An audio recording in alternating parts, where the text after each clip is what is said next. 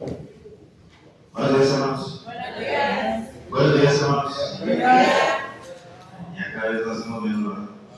Muy bien. Le damos gracias a nuestro Dios porque nos da la oportunidad de traer un poco más de su palabra y porque nos permite estar aquí para adorar y glorificar su nombre. Quiero que veamos un tema que he estado pensando mucho tiempo y que siento yo que es muy importante, ¿no? Es muy importante tratar este tipo de cosas porque no muchas veces lo hablamos, entonces yo creo que es algo interesante también. He estado viendo algunas palabras ahí mientras andaba en Facebook, ¿no? Y una palabra que me llamó mucho la atención, que es una palabra en italiano. No hablo italiano, pero lo que pude investigar se pronuncia dimenticare. ¿Sí? Dimenticare se refiere a olvidar, o se traduce como olvidar. ¿Sí? Pero hay una cosa bien interesante de esta palabra, que dimenticare se refiere a sacar de la mente. ¿Sí? Olvidar, sacarlo de nuestra mente. Y hay otra palabra que también significa olvidar, o se traduce como olvidar, pero se dice scordare. Scordare significa sacar del corazón. Las dos palabras se traducen igual, las dos palabras son olvidar, pero lo que las hace diferentes es su significado. ¿Sí? Mientras que dimenticare es sacar de la mente, scordare es sacar del corazón. Quiero que tengamos bien en mente estas dos palabras, el significado de estas dos palabras, porque les voy a poner aquí un concepto. ¿Sí? Un resentimiento persistente en el corazón que iguala dolor, enojo o deseo de revancha por una ofensa recibida. ¿Ustedes cómo creen que podemos definir, o cómo creen qué nombre le podemos dar a esta definición? Y se los voy a dar algunos ejemplos. Algunos ejemplos de qué nombre le podemos dar a esta definición son estos: resentimiento, amargura, hostilidad, antipatía, odio, dolor guardado, herida no sanada, coraje retenido, enojo acumulado, rabia contenida, etcétera, etcétera, etcétera. A ese concepto le podemos dar alguno de estos nombres, ¿no? Vamos para regresarlo: un resentimiento persistente en el corazón que guarda dolor, enojo, deseo de revancha por una ofensa recibida. ¿Sí? Y ya dimos los ejemplos, pero ¿de qué estamos hablando en general? Del rencor. ¿Sí? ¿Qué dice allá en Efesios capítulo 4, versículo 31? Quítense de ustedes toda amargura, enojo, ira, gritos y calumnias y toda malicia. Dice, ¿qué podemos decir del rencor? ¿Qué podemos hablar del rencor? El rencor es un dolor que no ha sanado, es un perdón que no hemos concedido, es una herida que seguimos alimentando con la memoria, con las emociones, con los sentimientos, etc. ¿Sí? A veces hacia nuestros mismos familiares, a veces a nuestros mismos hermanos en Cristo, hermanos en la sangre. Tenemos ahí una espinita, ¿no? Le decimos una espinita. Es que el hermano de hace 17 años me hizo una cara bien fea y pues todavía no lo perdono. Todavía me duele. No, es que el hermano el año pasado pues me dijo cosas así bien feas y pues todavía no lo perdono. Eso es el rencor, algo que no podemos soltar, algo que no podemos perdonar. Pero ¿qué podemos definir o cómo lo podemos definir el rencor? Es la decisión interna de conservar la ofensa viva dentro del corazón, permitiendo que gobiernen nuestros pensamientos, actitudes y relaciones. ¿Sí? Esa es la manera en la que podemos definir el rencor. Y algunos sinónimos de la palabra rencor, pues ya lo vimos. ¿Sí? Amargura, odio, enojo, algo que no hemos perdonado, resentimiento. ¿Sí? Todo eso es rencor. ¿Qué es lo que nos hace el rencor? ¿Qué es lo que me hace a mí el rencor? ¿Qué provoca el rencor en mí? Si yo soy alguien rencoroso, ¿qué voy a conseguir con esto? Es una pregunta que nosotros nos tenemos que hacer constantemente, porque a veces sí somos bien rencorosos y no nos damos cuenta, ¿verdad? A veces lo hacemos involuntariamente. Número 1. ¿Qué nos hace el rencor? Me aleja de Dios. Para eso quiero que vayamos a Génesis, capítulo 4, versículos del 3 al 8. Génesis capítulo 4, versículos del 3 al 8. Es una historia muy conocida. Yo creo que todos conocemos a Caín y Abel, ¿verdad? Dice la historia que Dios les pide que hicieran una ofrenda. Abel hace una ofrenda que fue agradable para Dios y Dios la recibió con un olor fragante en su presencia. Pero cuando Caín hace su ofrenda, dice la palabra que a Dios no le agradó. Y Caín tuvo tanto odio, dice, es odio, tanto rencor, que dijo, ¿por qué la mía no y la de mi hermano sí? Entonces Caín aparta a Abel, se lo lleva lejos y lo mata. Muchos dirán, no, es envidia. Yo, probablemente sí, pero la envidia nace del rencor. Caín estaba tan enojado diciendo que ¿cómo es posible que yo haga lo mismo que mi hermano y para Dios no es suficiente? Pero lo que hace él sí, estaba enojado. Dice la escritura en el versículo 7, si bien hicieres, no serás enaltecido, y si no hicieres bien, el pecado está a la puerta. Con todo esto, a ti te será su deseo y tú te enseñorearás de él. Eso le estaba diciendo a nuestro Dios a Caín. Ya después de haber matado a su hermano, ya después de haber hecho lo que había hecho, de que dejar que el rencor lo consumiera, yo le estaba diciendo eso. Caín no lo estaba haciendo nada más por competir con su hermano. Se suponía que Dios le estaba dando la orden y que ellos lo tenían que cumplir. Pero al parecer Caín lo que le importaba era nada más por qué mi hermano sí y yo no. A veces nosotros, hermanos, sí caemos en esa, pues en ese horno, en esa batalla. Es que el hermano Jorge sí, pero a mí no. Es que el hermano Benjamín sí, pero a mí no. Y nos enfrascamos bastante en ese rencor, en ese odio, en esa meritocracia, porque decimos, es que yo sí me lo merezco. Yo sí me lo merezco, yo sí me lo merezco, porque estoy haciendo todo, pero a veces no lo hacemos de corazón. Y el rencor se apodera de nosotros. Igual que con Caín. ¿Qué perdió Caín gracias al rencor? Perdió su relación con su hermano, porque no solo lo odiaba, sino que lo mató. Perdió su lugar en su familia, porque dice la escritura que Dios lo desterró.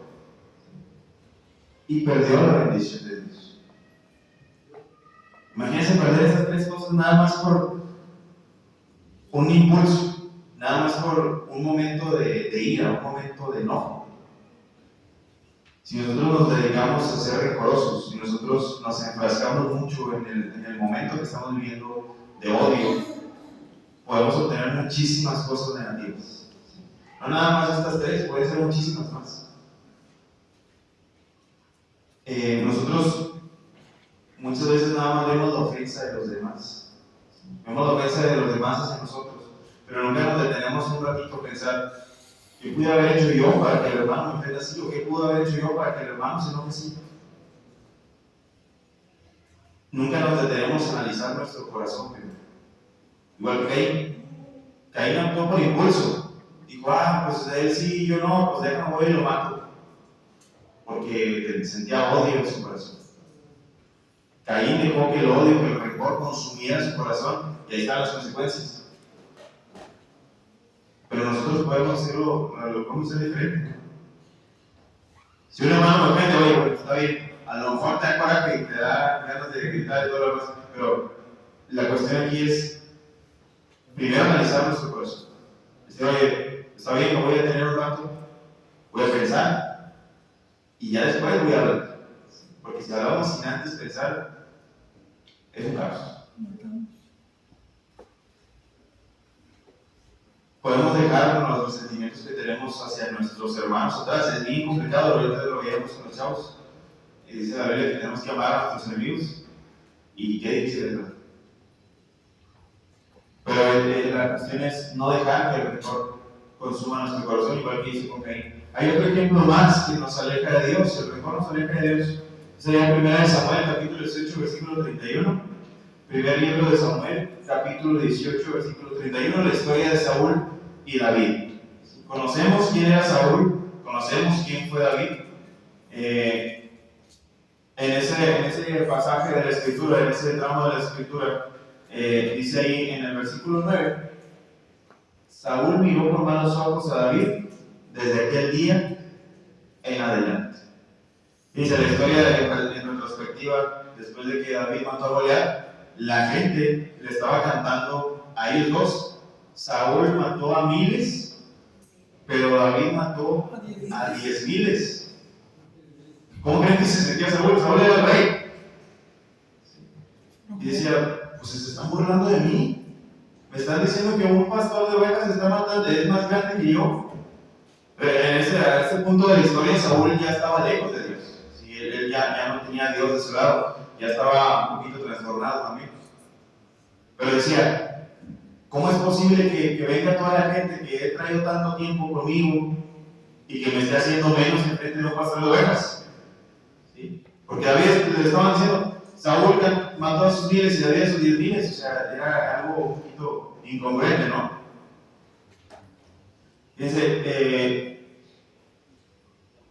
los celos de Saúl empezaron a partir de ahí, pero todavía, pues fue muchísimo tiempo más en que David y Saúl estuvieron conviviendo juntos. Incluso David llegó a ser el líder del ejército de Saúl, libró muchísimas batallas, muchísimas guerras, duró aproximadamente 18 años, si no mal recuerdo, siendo el líder de su ejército. Pero fíjense, había una parte bien importante. Saúl duró 10 años persiguiendo a David para matarlo, por rencor, por odio, por resentimiento. Que decía, ¿cómo puede ser que alguien venga, un forastero venga a querer quedarse con mi reino? Saúl tenía un odio muy grande, un rencor muy grande hacia David. Y lo único que ocasionó fue alejarlo de Dios. ¿Qué perdió Saúl gracias al rencor o el rencor que llevó a Saúl a perder? Primero, perdió su relación con Dios. Dios ya no lo reconocía como rey de Israel. Después, perdió la tranquilidad. Él vivía así con miedo y con la paranoia de decir, en cualquier momento viene David y me va a matar y se va a quedar con mi reino. Imagínense, ni siquiera dormía tranquilo. Nosotros a veces no dormimos tranquilos porque hemos perdido los frijoles. Pero Saúl no dormía tranquilo porque decía, en cualquier momento viene David y me quita todo lo que he construido yo. Yo imagino que él se dormía con su espada a un lado nada más para despertarse y empezar a atacar. Es lo que yo pienso, no sé. Y también perdió el reino y finalmente perdió su vida. Dice la escritura que allá en 1 Samuel capítulo 31 fue la batalla de Monte Gilboa contra los filisteos. Ahí murieron Jonatán, Abinadab y Malquisúa, que eran los hijos de Saúl. Y también murió Saúl. Un poquito de historia: Saúl muere por su propia mano. Dice que le dijo a su escudero que lo matara, pero el escudero, por el respeto que le tenía a Saúl, no lo hizo. Y Saúl puso su espada en el piso y él se dejó caer sobre la espada.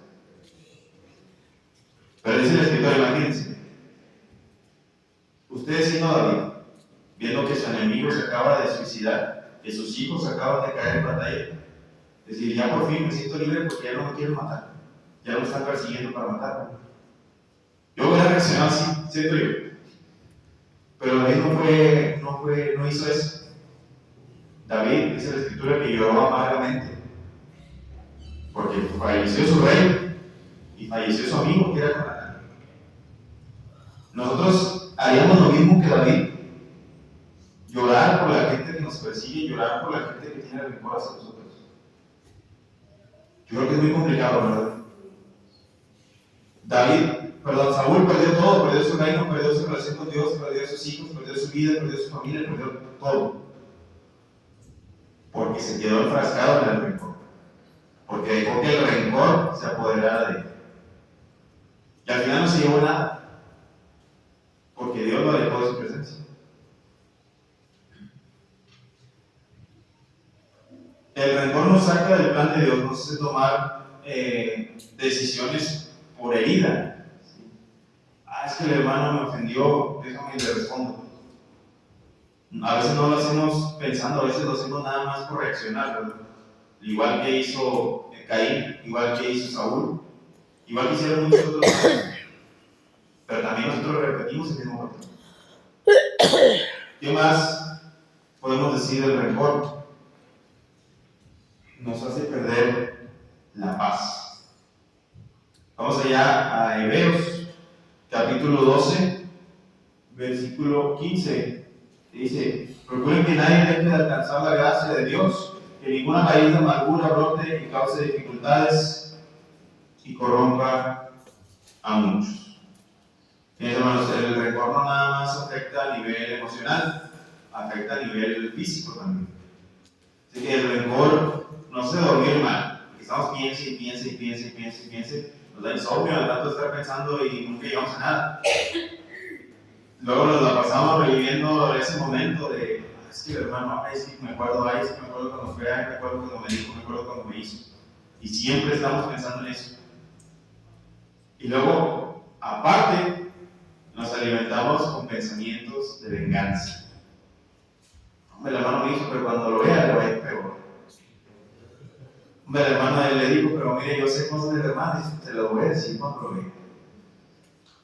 Y estamos alimentando el decir, no, hombre, cuando lo vea, me voy a vengar, me voy a desquitar, le voy a decir, lo voy a hacer.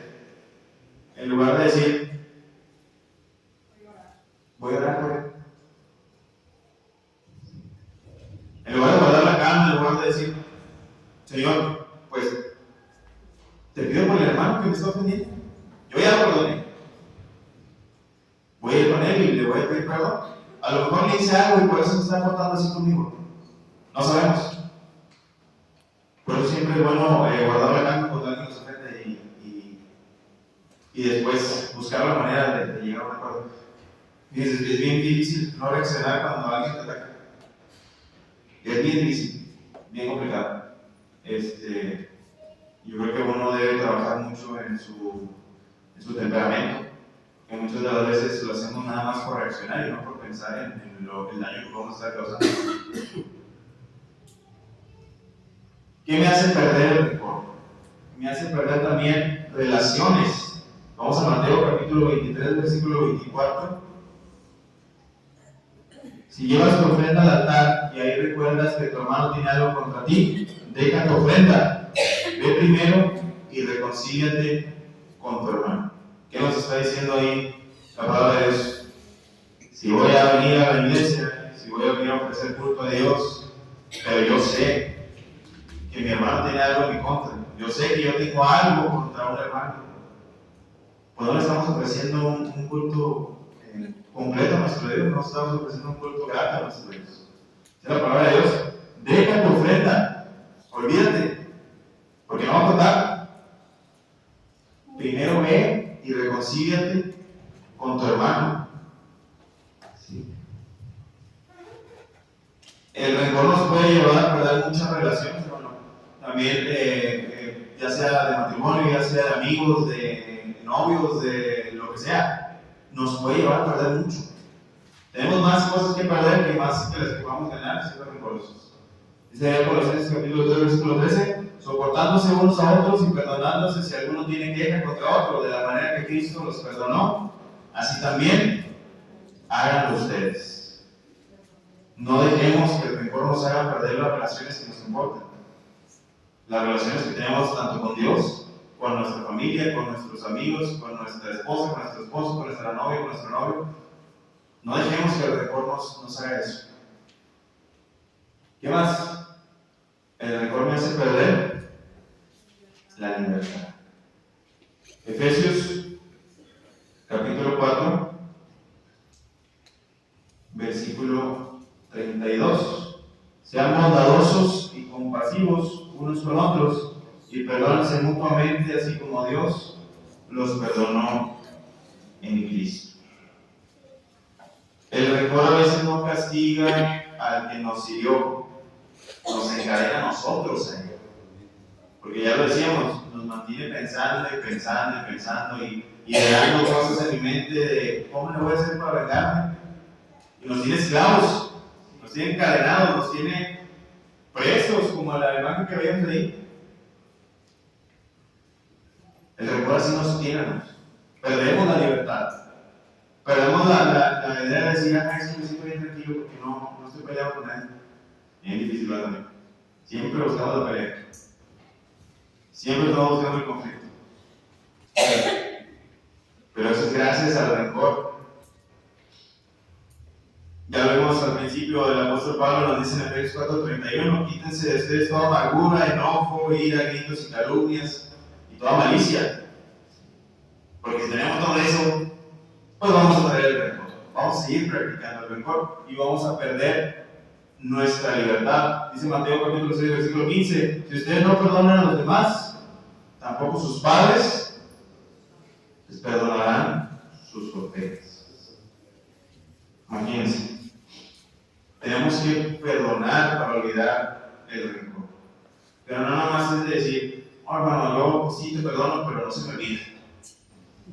Te perdono, pero lo voy a anotar ahí. No funciona así, ¿verdad? Entonces, ¿para qué le pides perdón? Si cuando llega el momento va a decir, ¿te acuerdas cuando me hiciste no sé qué? Así no funciona. Eso nada más es estar cuando estira y afloja con el rencor. Así es. Entonces, imagínense, si nosotros no podemos perdonar a nuestros hermanos, pues entonces Dios no nos va a perdonar a nosotros, ¿verdad? Si Dios mandó a su Hijo a morir por nosotros para perdonar nuestros pecados, aún así cuando Él no lo merecía, ¿por qué nosotros no podemos perdonar porque me vieron feo? Y es bien complicado, ¿verdad? Si nos hacemos un problema muy grande porque es que el hermano ayer no me saludó. Me saludó diferente, lo sentí diferente, ya me voy. Y nos agarramos de ahí y decimos, no, el hermano ya le caigo mal, ya lo quiere. O cualquier hermano, o no nada más hermanos, los vecinos. Cualquier persona, sí. Dice Efesios 4:32, sean bondadosos y compasivos unos con otros. A veces hay cosas que un hermano está viviendo, ya sean problemas económicos, problemas familiares, y no somos compasivos con ellos. Les exigimos y les reclamamos y les decimos, hermano, ¿por qué llegó tarde, hermano? Pues, ¿por qué no vino, hermano? Y nos la pasamos reclamando y nunca nos detenemos a decir, hermano, está bien, necesita algo, lo puedo ayudar en algo. No somos compasivos, no nos perdonamos mutuamente. Yo estoy seguro que las personas que no llegan temprano no es porque no quieren llegar temprano, a veces están peleando con ellos mismos. Pelean con ellos mismos, peleamos con nosotros mismos. Y en lugar de apoyarlos, en lugar de escucharlos, les decimos, hermano, otra vez ya es tarde. Hermano, pues mejor ya no vengas. Ya llegaste tarde, ya no vengas. Así no funciona más.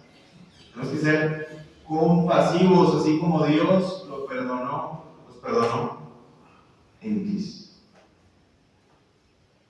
¿Qué más nos hace el rencor?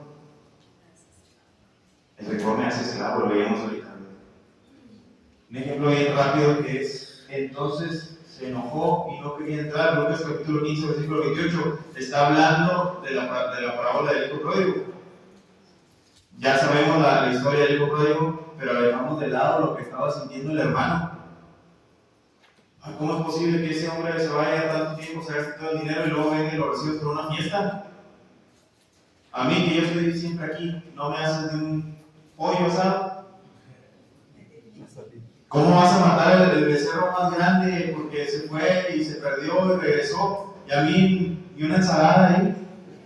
Pues no tiene sentido, ¿verdad? Si lo vemos así humanamente, pues decimos, ¿qué onda? Pues es injusto. Es injusto. El hermano se enojó y no quería entrar. Se llenó de rencor. Se llenó de resentimiento. De decir, ¿por qué él sí y a mí no? Él estaba en su casa, pero su corazón no estaba dentro de su casa. A veces nosotros venimos a la iglesia y nuestro corazón está afuera. Venimos aquí llenos de odio, llenos de rencor, llenos de resentimiento, llenos de ofensas que no hemos perdonado, o ofensas que hemos hecho y no hemos pedido perdón. Lo hemos hecho y venimos aquí. Y no nos hace malas personas tampoco, ¿verdad? Pero aquí la cuestión es que nosotros nos la pasamos juzgando a los demás. Nos la pasamos recriminando a los demás y no nos detenemos un ratito a pensar lo que estoy haciendo mal. Eso estaba haciendo el hermano mayor. Nada más se enfocó en, es que él hizo esto, es que él hizo lo otro, es que él gastó, es que él fue, es que él... Pero nunca se detuvo a pensar que él no estaba ahí con su papá. Estaba ahí físicamente, ¿verdad? Pero emocional, sentimental, espiritual no estaba con su papá. Por eso el padre le dice, él estaba perdido y ya regresó. Tú todo lo que quieras lo tienes porque todo lo que tengo es tuyo. Estamos en la casa de Dios ahora. Pero nuestro corazón está siendo esclavo del amargura. Nuestro corazón está siendo esclavo del rencor, del odio, del resentimiento. Vimos la primera palabra que era dimensificar. ¿Se acuerdan qué significa? ¿Alguien que me diga? Sacar de la mente. Dice Isaías 43:25. Yo soy el que borró tus rebeliones y no me acordaré de tus pecados. Si Dios ha decidido sacar de su mente nuestros pecados, ¿por qué nosotros seguimos recordando los pecados de alguien más?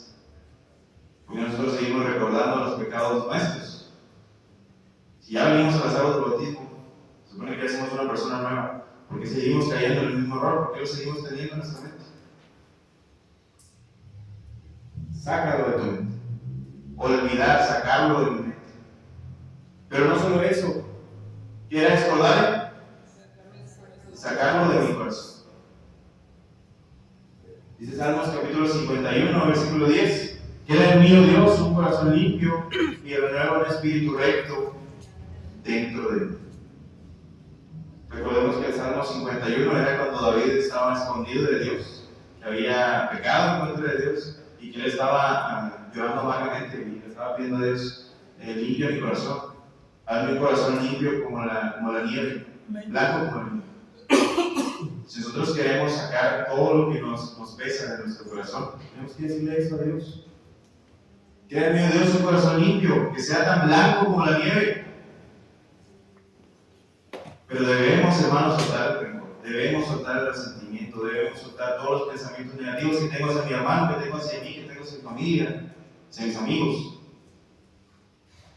Toda clase de envidia, de odio, de rencor, lo tenemos que soltar, pero no nada más decir, sí, eso olvidó.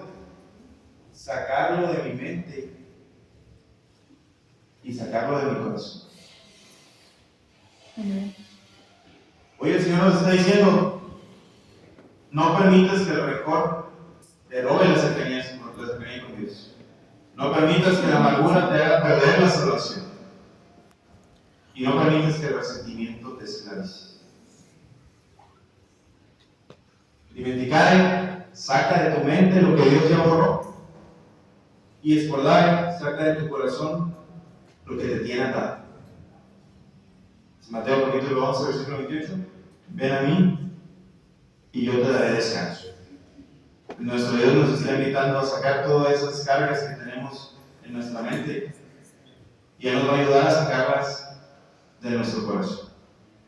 Mientras cantamos un himno de invitación, la invitación sigue en fin. Dios le bendiga, hermano. Dios le bendiga, hermano.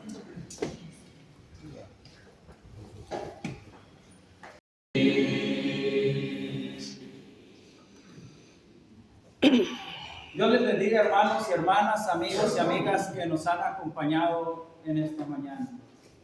La palabra de Dios una vez más ha sido expuesta. La palabra de Dios ha sido abierta por nuestros hermanos en Cristo Jesús. Pero no son ellos, sino que es Dios y Cristo hablándote a ti y hablándome a mí. Quizás tú con tus fuerzas, amigo y amiga, puedes sacar de tu mente. Pero para sacar del corazón, única y exclusivamente se necesita meter a Cristo en nuestro corazón. Porque solo Cristo puede olvidar y sanar esas heridas que están en el corazón. Porque ya lo dicen los científicos de allá afuera, que en el corazón también hay neuronas. Y la sorpresa es esta: las neuronas del corazón son doble de tamaño que las de la mente. Y para sacarlo del corazón se necesita venir rendido a Cristo. Confesarle a Cristo con el corazón, por eso dice la palabra, porque con el corazón se cree para justicia, pero con la boca se confiesa para salvación. Es necesario, amigos y amigas, tú que hoy hayas estado aquí en esta mañana, has entrado con rencores por esa puerta, has entrado con orgullo, pero puedes salir sin eso. Puedes arrojarlo porque Cristo no solo tiene poder, sino todo el poder de sacar eso de tu corazón. Porque para eso ha venido, a libertar a los cautivos. Pero mira lo que dice el Evangelio de Lucas, capítulo 4, versículo 18. Cristo hablando cuando entró a la sinagoga, dice: el Espíritu del Señor, el Espíritu de Dios reposa sobre mí, porque me ha ungido para predicar el Evangelio. Me ha mandado a sanar a los enfermos y me ha mandado a libertar a los cautivos. Y si tú tienes orgullo en tu corazón, si tienes ira, enojos y celo, es que aún estás cautivo. Y para eso vino Cristo, para libertarte. Pero es necesario que el Espíritu del Señor repose sobre ti, así como Cristo dijo que reposa sobre él. La pregunta es, amigos y amigas, el Espíritu del Señor y el Espíritu de Dios en esta mañana reposa sobre ti. Porque si no es así, ¿qué espíritu está reposando sobre ti hoy en esta mañana? Porque también hay espíritus de desobediencia. Pero el Espíritu en esta mañana, a través de su Evangelio, ha clamado que quiere venir a reposar sobre ti. La pregunta es, ¿te gustaría que el Espíritu del Señor, el Espíritu de Dios, venga en esta mañana a reposar sobre ti? Porque aquí hay agua. ¿Qué impide que seas bautizado? Porque únicamente a través de venir a las aguas del bautismo es como el Espíritu de Dios viene a manifestarse en tu vida. ¿Hay alguien en esta mañana que haya entendido el mensaje y que le gustaría que el Espíritu del Señor repose sobre él? Levante su mano y pase al frente. Y deje que Cristo quite todo eso de su corazón. Porque Cristo para eso vino a este mundo. A deshacer, a sanar a los enfermos, a los quebrantados de corazón y a libertar a los cautivos. Amén. Siga adelante. Dios bendiga.